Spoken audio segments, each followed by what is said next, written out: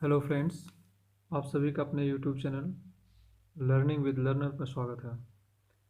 हमने अपनी पिछली वीडियो में संख्या के बारे में थोड़ा बहुत पढ़ा है, जिसके अंदर हमने संख्या की परिभाषा, संख्या की उत्पत्ति, विकास, प्राकृतिक संख्या, पूर्ण संख्या, पूर्णांक संख्या, परिमेय संख्या के बारे में अपरिमेय संख्या के बारे में और वास्तविक संख्याओं के और सम्मिश्र संख्या के बारे में पढ़ चुके हैं।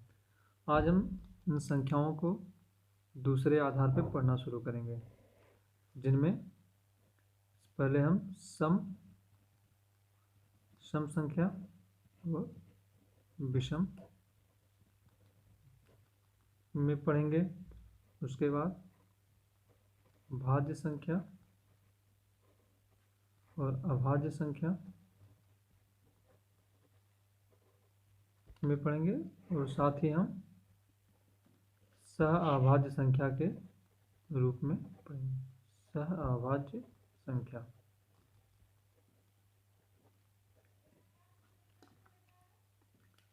तो आज हम पढ़ेंगे सम संख्या। सबसे पहले देखते हैं सम संख्या के बारे में। सम संख्या, इवन नंबर।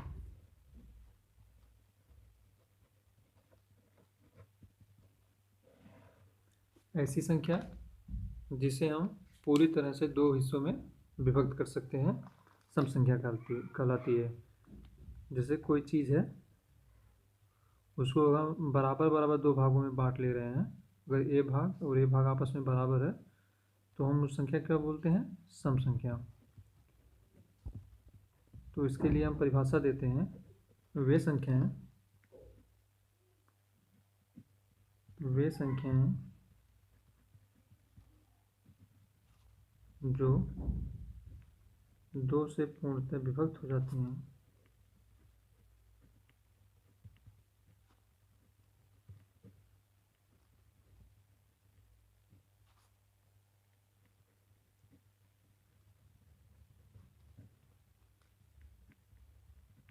उन्हें हम सम संख्या कहते हैं।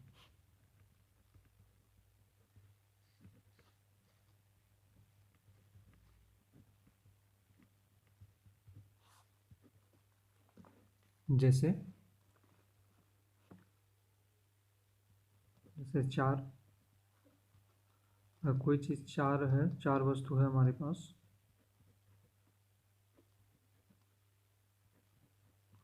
तो उसको हम दो बराबर बराबर भागों में बांट सकते हैं, जिसमें एक के पास दो, दूसरे के पास दो। तो देखते हैं, चार में दो से भाग देने पर दो आता है। चार दो से पूरी तरह कट जा रहा है, तो चार कैसी संख्या हुई? सम संख्या। तो सम संख्या के एग्जाम्पल देख लेते हैं अब। और 2, 4, 6, 14, 18। इसी तरह आगे जब हम विभाज्यता का नियम पढ़ेंगे तो उसमें हम देखेंगे कि दो से कौन कौन सी संख्याएं पूरी तरह करती हैं। चलिए अब हम देखते हैं विषम संख्या के बारे में। विषम संख्या,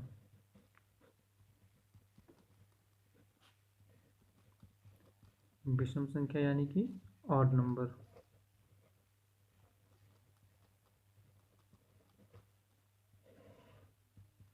ऑड नंबर मतलब ऐसी संख्या जिसको हम दो बराबर हिस्सों में नहीं बांट सकते, यानी कि जो बराबर करने के बाद पूरी संख्या ना बचे। जैसे हम 3 को दो बराबर भागों में तो बांट लेंगे, 1.5 के भाग में,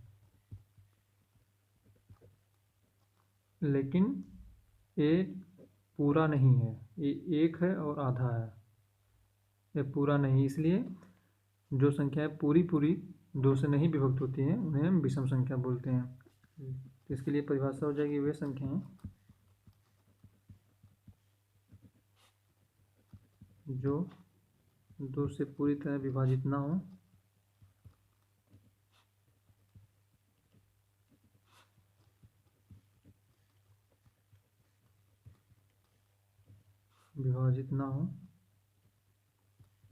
विषम संख्या कहलाती हैं।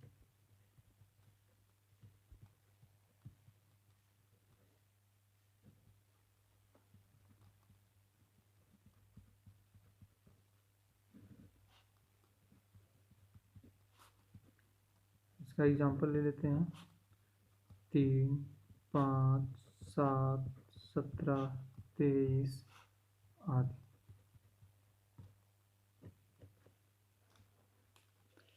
सम संख्या, विषम संख्या। अब हम देखते हैं भाज्य संख्या के बारे में। भाज्य संख्या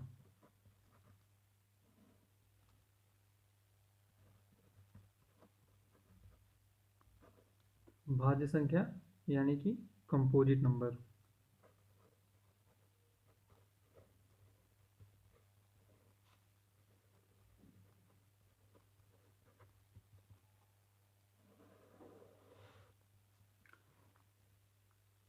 ऐसी संख्याएं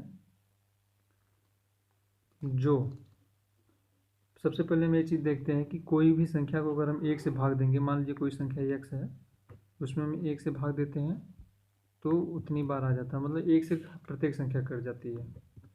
और अगर किसी संख्या को हम उसी संख्या से भाग दें तो वह भी कट जाता है और 1 आ जाता है। तो भाज्य संख्या के लिए हम परिभाषा देखते हैं, वह संख्या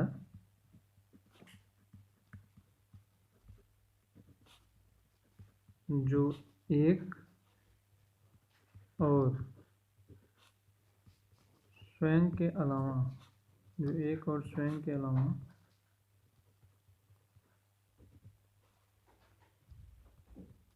अन्य किसी और संख्या से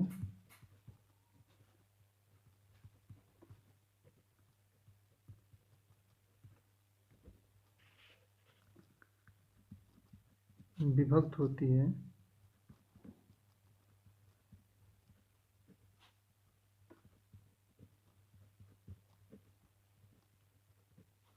भाज्य संख्या कहलाती है।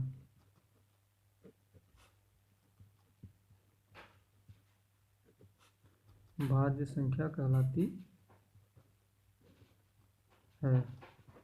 इसके लिए हम एग्जांपल देख लेते हैं। जैसे हम देखें 4 1 से भी कटता है, 4 से भी कटता है, इसके अलावा यह 2 से भी कटता है। तो 1 व 4 के अलावा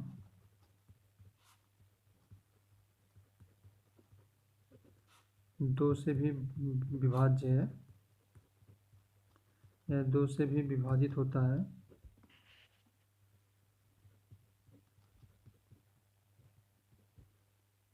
तो 4 एक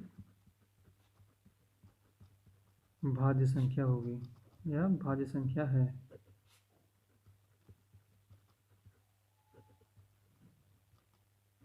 इसी तरह हम देख सकते हैं 6, 8, 9, 10, 12 आदि। अब हम देखते हैं अभाज्य संख्या के बारे में। अभाज्य संख्या यानी प्राइम नंबर। अभाज्य संख्या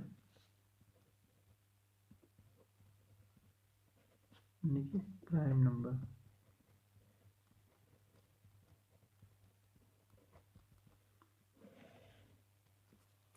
देखिए, जैसा कि हमने देखा कि जो संख्याएं 1 और स्वयं के अलावा किसी अन्य संख्या से विभक्त हो जाती हैं उन्हें हम भाज्य संख्या कहते हैं।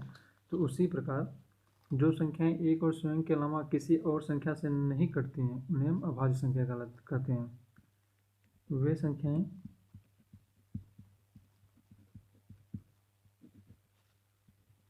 जो 1 और स्वयं के अलावा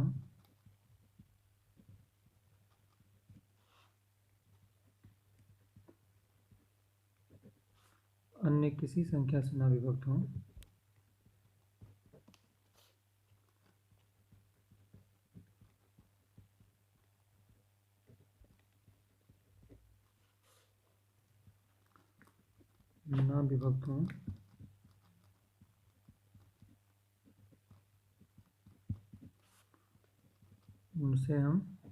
उन्हें हम अभाज्य संख्या कहते हैं।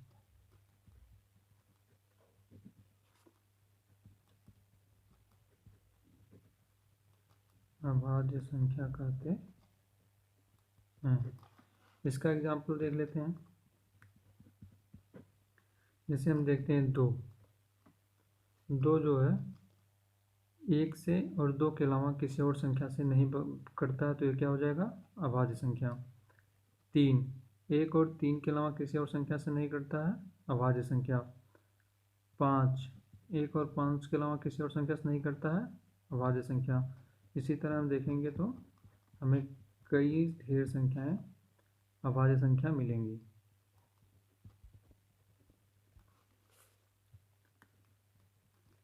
चलिए अब हम देख लेते हैं। तो यहाँ पे एक चीज़ नोट करने वाली बात है, इसे हम नोट कर लेते हैं।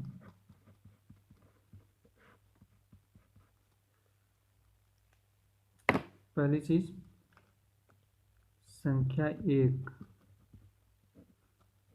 एक को ना तो भाज्य की श्रेणी में रखा गया है और ना ही अभाज्य के। ना तो भाज्य संख्या की श्रेणी में रखा गया है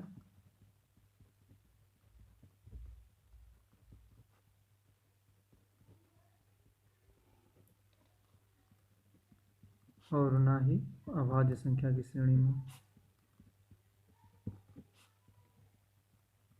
ना ही अभाज्य संख्या की श्रेणी मतलब जब आपसे कोई पूछे कि संख्या एक जो है भाज्य है कि अभाज्य, तो आप कहेंगे यह तो ना तो भाज्य है और ना ही अभाज्य। दूसरा एक और इम्पोर्टेंट यहाँ पे पॉइंट है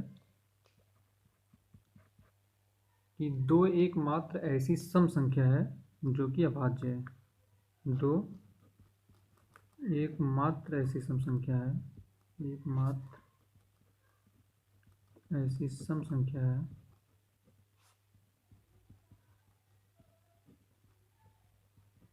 जो अभाज्य है।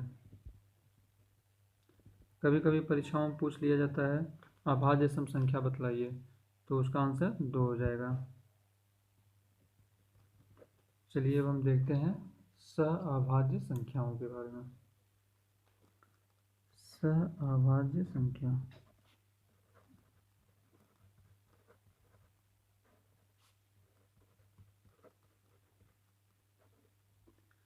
सहअभाज्य संख्या यानी को प्राइम नंबर।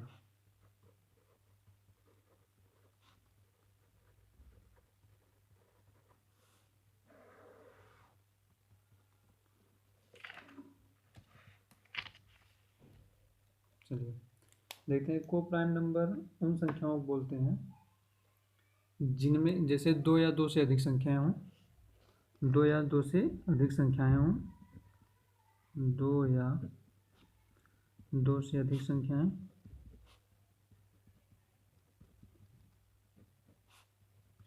हों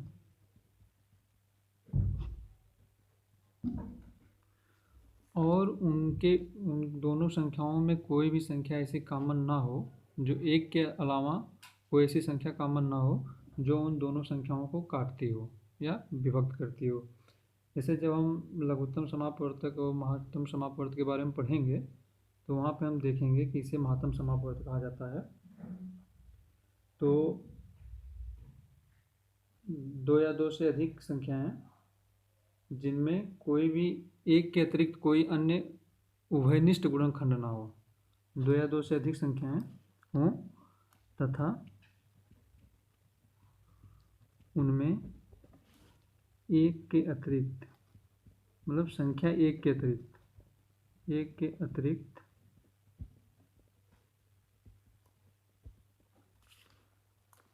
कोई कॉमन या उभयनिष्ठ गुणनखंड ना हो।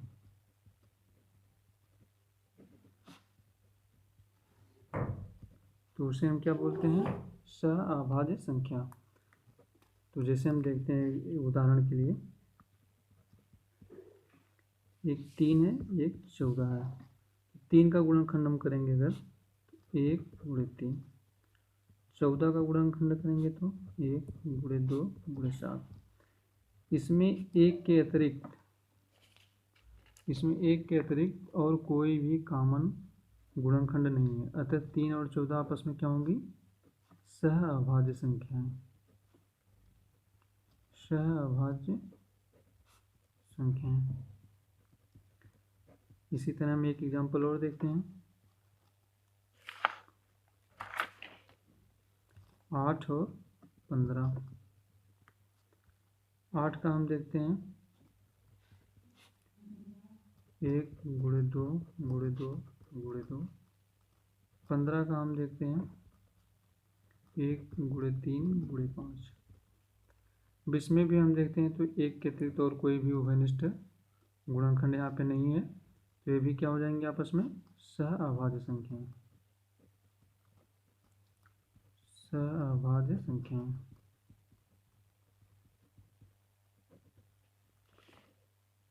इसी तरह यहाँ पे एक नोट करने वाली बात यह है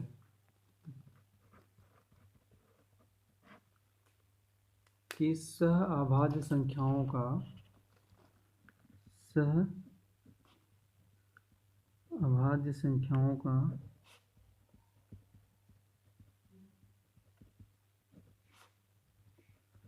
अभाज्य होना जरूरी नहीं है।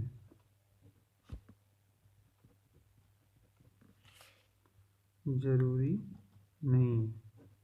जैसा कि भी हमने अपने ऊपर के उदाहरणों में देखा है कि इसमें 8 और 15 में दोनों अलग अलग विभाज्य हैं। 1 और 8 के अलावा 2 और 4 से भी कटती है, 1 और 15 के अलावा 3 और 5 से भी कटती है। तो ये दोनों भाज्य संख्याएं हैं, लेकिन जब एक साथ आएंगी तो इन्हें सहअभाज्य संख्याएं कहा जाएगा, क्योंकि इनके बीच में एक के अलावा और कोई भी कॉमन गुणनखंड नहीं है या कॉमन फैक्टर नहीं है। तो आज हमने देख लिया सम संख्या, विषम संख्या, भाज्य संख्या, अभाज्य संख्या और सहभाज्य संख्या के बारे में। अब हम अपनी अगली वीडियो में संख्याओं पर आधारित कुछ ऑपरेशन के बारे में देखेंगे, संख्याओं पर आधारित संक्रियाओं के बारे में, संख्याओं पर आधारित संक्रियाएं,